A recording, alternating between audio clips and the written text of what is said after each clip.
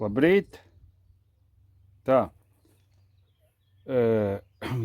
šis ir nulles atzīme, un te iespējams būs pieslēgums, bet šobrīd vēl var mainīties nulles atzīme, tāpēc pieslēgums nav uztaisīts.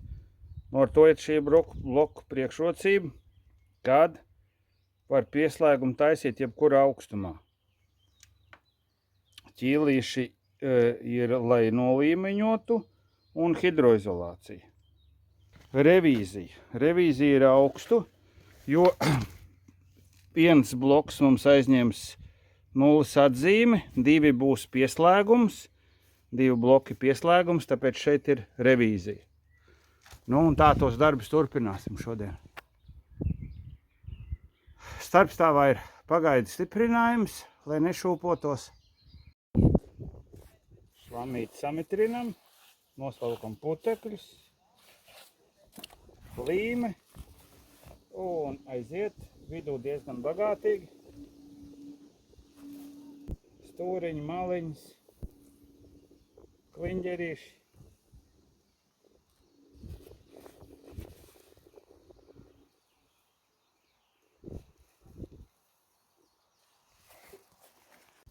Nu tā, blociņš samitrināts. Liekam virsū.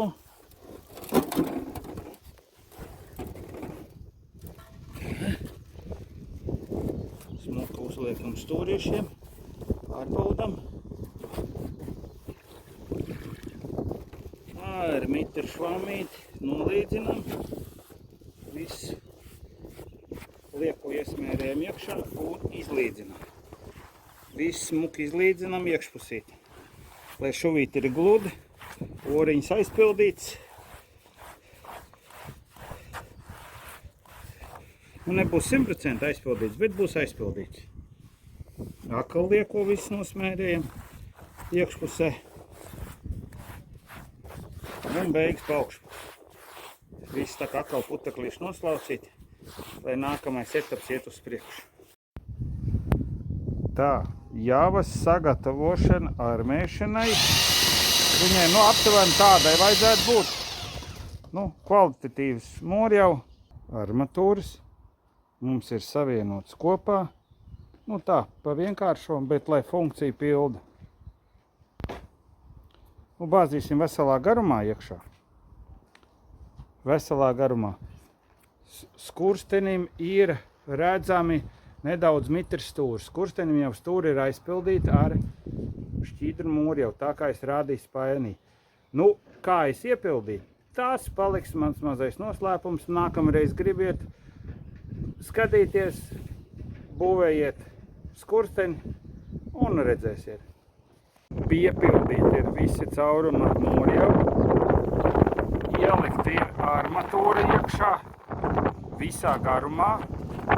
Tagad vēl bišķiņ pirkt tas, kas te trūkst. Tas, kas te trūkst šeit. Piepildīsim ar mūrjevu un atlikušo daļu, protams, nofleksēs. Un tās būs no armētas skurstenis. Skurstenis tika armēts visā garumā, jo šeit būs spāris un tur būs spāris, slīpies pāri.